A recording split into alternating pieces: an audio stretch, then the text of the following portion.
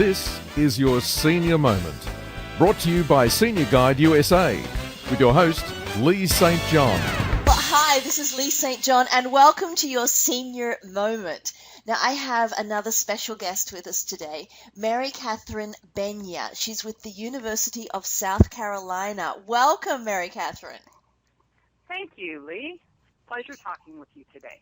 Now, today we're going to discuss something that's very, very dear to Mary Katherine's heart, and she'll explain why in a moment, dealing with hypertension naturally. So, Mary Katherine, before we get into it, what is hypertension? Hypertension is a condition which, unfortunately, most Americans end up having where the blood pressure is elevated. What we consider a normal blood pressure is 120 over 80.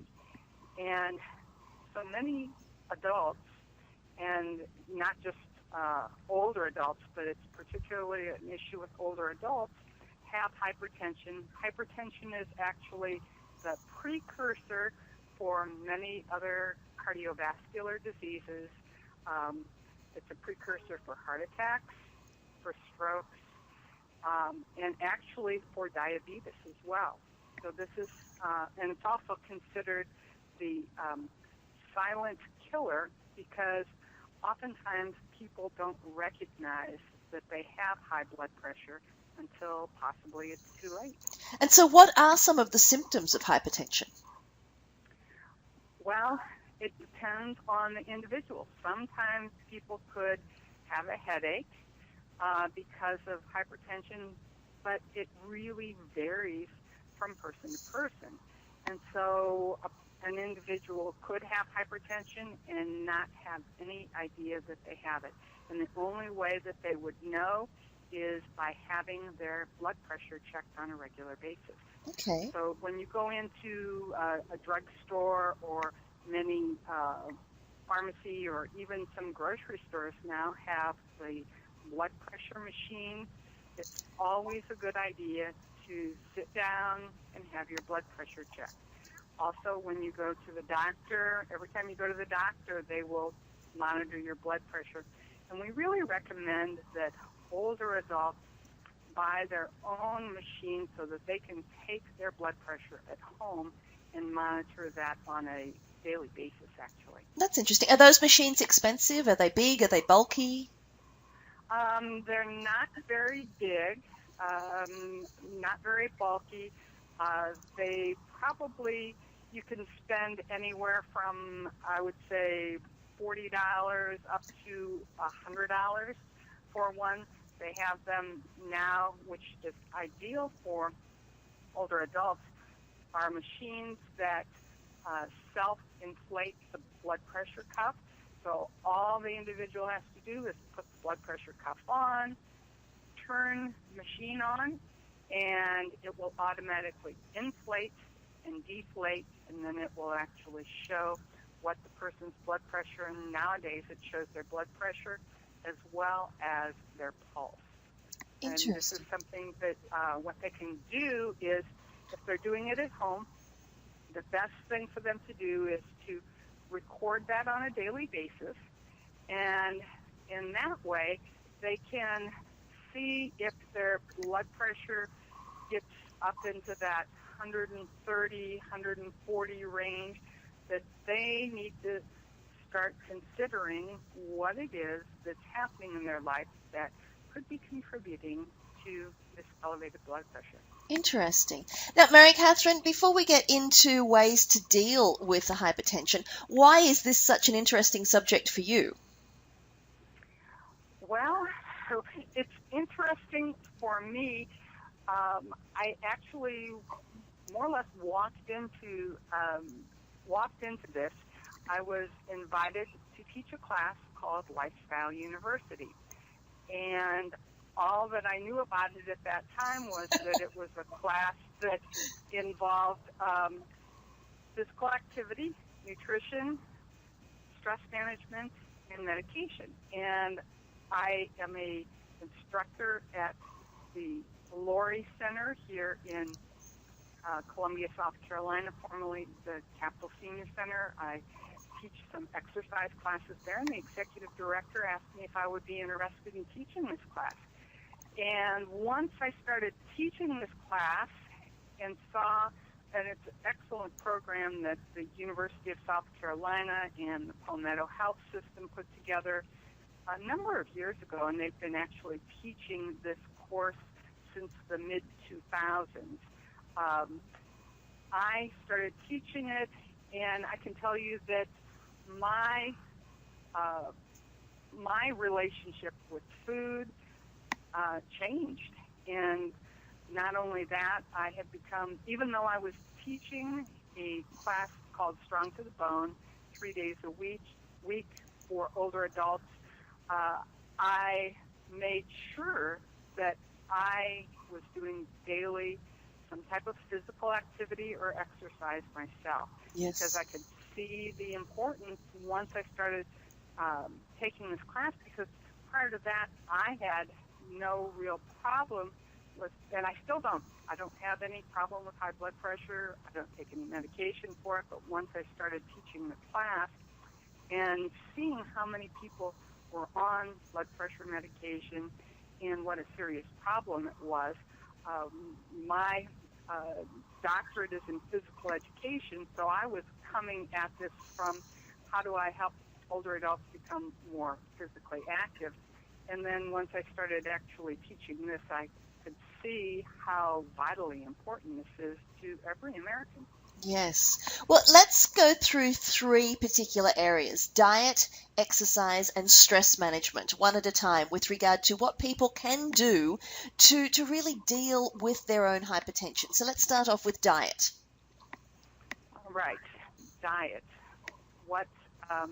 There is something called the DASH diet, D-A-S-H diet, and it's very similar to, I'm sure many of your listeners have heard of, a Mediterranean diet. Mm-hmm. And this is a diet that it's not a diet in the traditional sense of the word, in that I'm going to just do this for a certain period of time. This is actually a change in lifestyle, how it is that you are choosing your food and eating.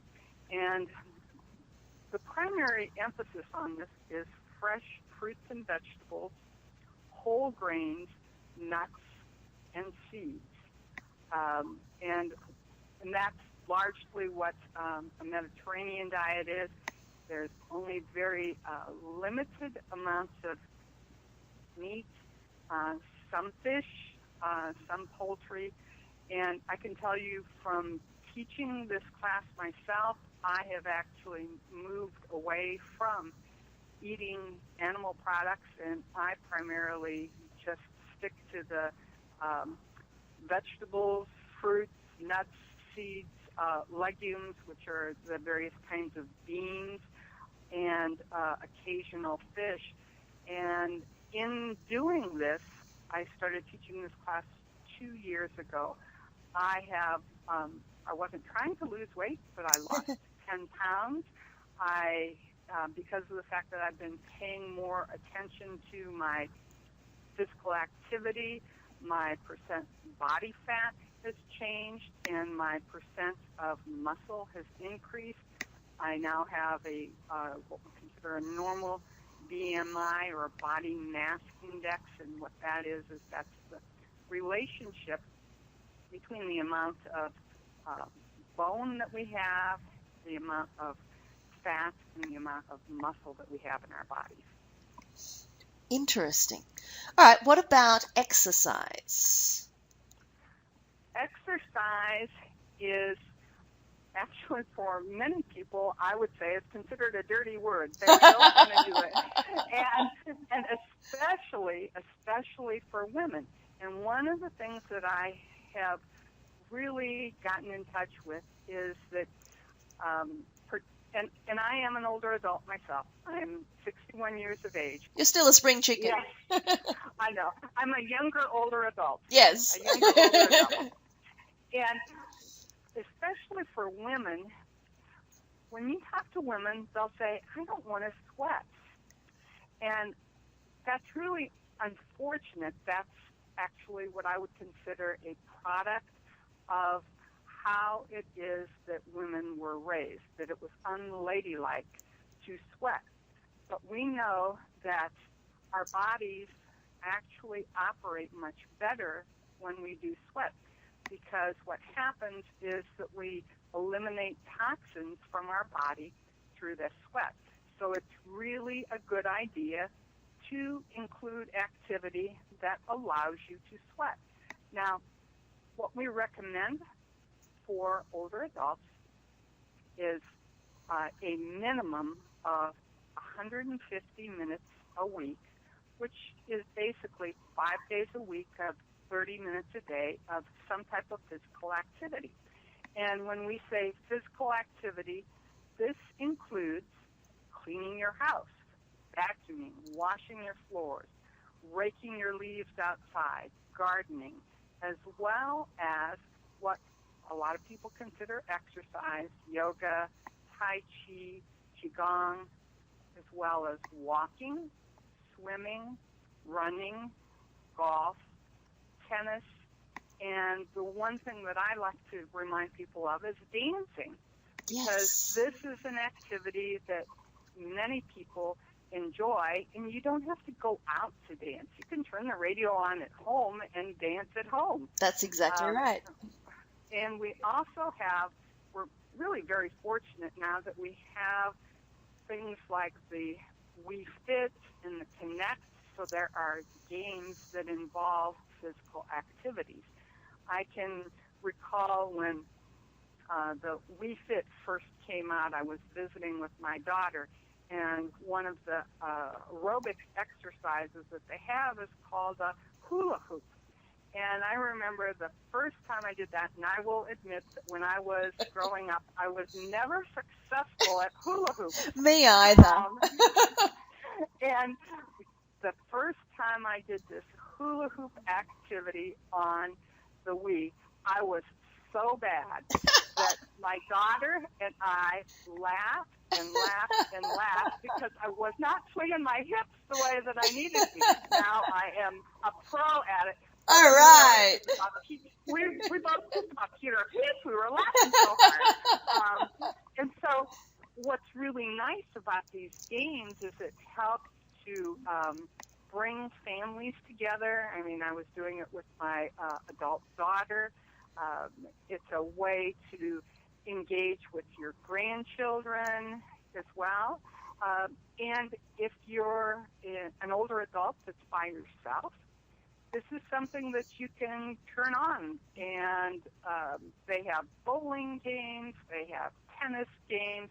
I can tell you about a year or so ago, my mother, who is in her 80s, came to visit.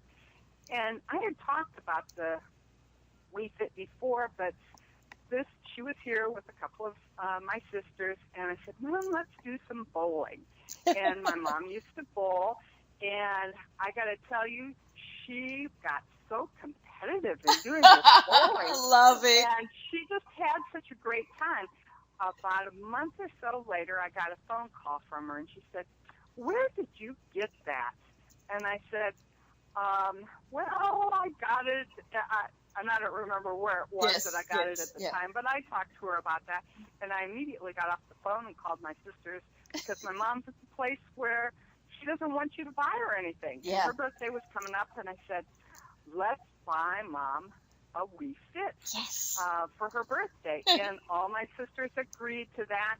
I can tell you that my mom bowls by herself at home. Whenever the grandkids come over, she gets that out. Whenever she has company, she's out. She gets that out, and they're playing the games. So it's something that they've done research with. They know that you can do these games if you're sitting in a chair. They've actually measured the amount of activity that happens as you're swinging your arm, even though you don't have an actual bowling ball. People get excited about it in many assisted living places and senior centers. They will have tournaments. There are actually online tournaments for bowling and different Wii games. So this is, there are so many ways that people can get involved with physical activity these days. You can get videos or DVDs for doing yoga at home. Actually, all you have to do, if you have cable TV, most places, you turn on the TV and there's some kind of an exercise class on there. You can do exercises sitting in a chair. And actually, the class that I teach, most of the exercises we do sitting in a chair. Now, the thing about physical activity is that you don't have to do 30 minutes all at the same time. Yes. We understand that all you have to do is a continuous 10 minutes of activity. And if you do 3 of those during the day, then you've gotten your 30 minutes for the day. If someone has not been participating in any type of physical activity, we recommend that you start very slowly. And that means you might only do 1 or 2 minutes, but you do 1 or 2 minutes every day. And then once that becomes easy enough, then you increase by maybe a minute every time that you exercise, until you can build up to that place where you can do 10 continuous minutes of activity. One of the very easiest things for people to do is to walk. Nowadays we have pedometers, which is a little device that you can clip on your waistband or put in your pocket, which measures the number of steps that an individual would take. And then there are, and you can get a pedometer at many stores for under $20. Yes. Or if you are really into, I want to know how much physical activity I'm doing as well as other things, you can, on the high end, there are things, for instance, called the Wii Fit, or not Wii Fit, the Fitbit. And a Fitbit is they have their price anywhere from, I believe, $49 up to $99, and they are not only measuring the amount of steps, but the intensity of your physical activity. And it's something that they have Wii Fits now that you can wear as a bracelet. You can wear it in the water, so if you're somebody that likes to do water aerobics or swim, it will keep track of your physical activity in that way. And then one of the other issues that many older adults have is change in their sleep pattern. And what's really nice about the Fitbit is you can wear it to bed at night, and it will track how you sleep at night so that you can monitor to see actually how much sleep you're getting. Interesting. So lots and lots of ways to stay physically active. As a matter of fact, I didn't even mention things like water sports, canoeing, kayaking, swimming, water aerobics, paddle boarding. If you're living in a place where there's winter sports, you can do snowshoeing, you can do skiing, whether it's downhill or cross-country skiing. So there are a multitude of ways for people to be physically active. And even just playing with your grandchildren. Even just playing with your grandchildren. And that's one thing. I have a young grandson now, and every time I visit him, I am down on the floor playing with him. And actually, what's interesting about that, recently I had attended a Gerontological Society's education research conference, and at that time they had a speaker there who was talking about the places in the world where people live the longest. People live consistently to be over 100 years old, and one of the things that they talked about that is common to all of these people is involvement with not just grandchildren but great-grandchildren. Yes. And so the more involved that you can stay multi-generationally with your family, the longer that you're going to have what we consider a healthy lifespan. Because even though we have lifespan is increasing, we really need to be considering how healthy is this life that we're living. And the quality of that life. And also, we should point out as well, before you start on any exercise program, it's always a good idea to go to your general practitioner, your MD, whoever your primary care physician is, and just get a checkup, particularly if they find that you have hypertension. And Yes. now, we were mentioning with regard to the grandchildren and all of these wonderful activities. Well, that's a perfect lead into our third area, which is stress management. So talk us through some of the ways that people can manage their stress and how that benefits their hypertension. Well, there have been many studies with stress management. Some people might have heard of meditation.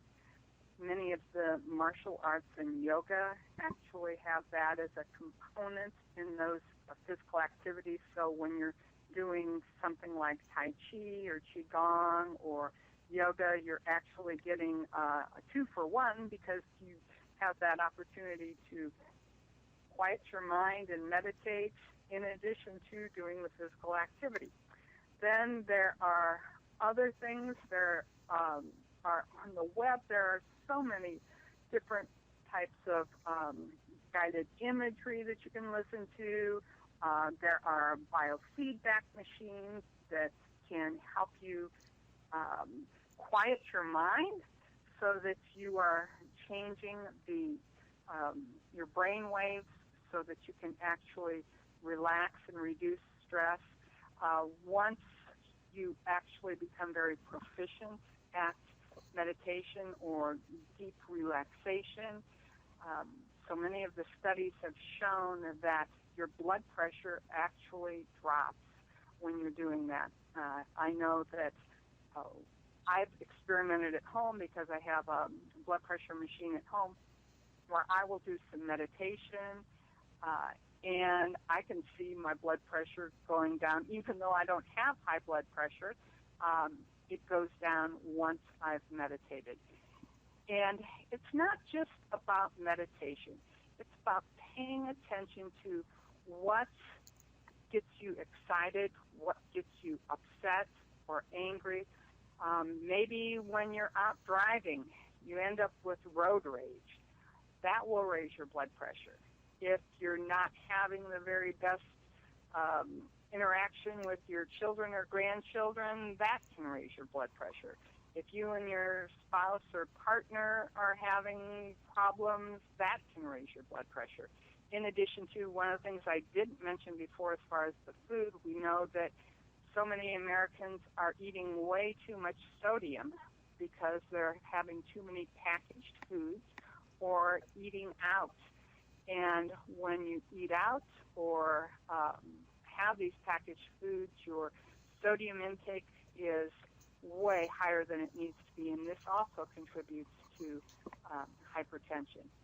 So there are a variety of ways that you can just make sure that you're relaxing on a regular basis, whether that's listening to some beautiful music, whether it's sitting outside in nature and watching the birds and the other animals that might be outside, or just taking some nice, slow, deep breaths. If you're upset about something, if you just take a minute and close your eyes and just do deep breathing 10 times in a row. Slowly, so they don't hyperventilate. That's right, slowly so they don't hyperventilate. As long as they're doing that, that will help lower their blood pressure as well. So the important thing with stress is to pay attention to what upsets you, and then think ahead to how it is that you can alter situations before that occurs again. So, for instance, if you know that you get upset when you're driving on the expressway, and if you have a choice when it is that you can drive at a time when it's less stressful. Or, for instance, if you notice that you are giving somebody the finger or cussing them out because of something that they did. Maybe what you could do is consider saying a prayer for them, or thinking to yourself, I don't know what's going on with that person. Who knows? Maybe they're late or they're on their way to the hospital. Who knows what's going on? But, maybe I can just give them a break, and I can just take some deep breaths, because I don't have any control over what it is that somebody else does. The only thing that I can control is what I do. Absolutely, and also what I think. Mary Katherine, it's been a delight having you with us today to discuss different ways to deal with hypertension naturally. So if anybody has any questions for you, they can track you down through the university? Actually, that would be a good way, or I can actually give you my email address if somebody wants to send me an email. It's very easy. It's Mary Katherine, MaryKatherine, and the number 3 at mac.com.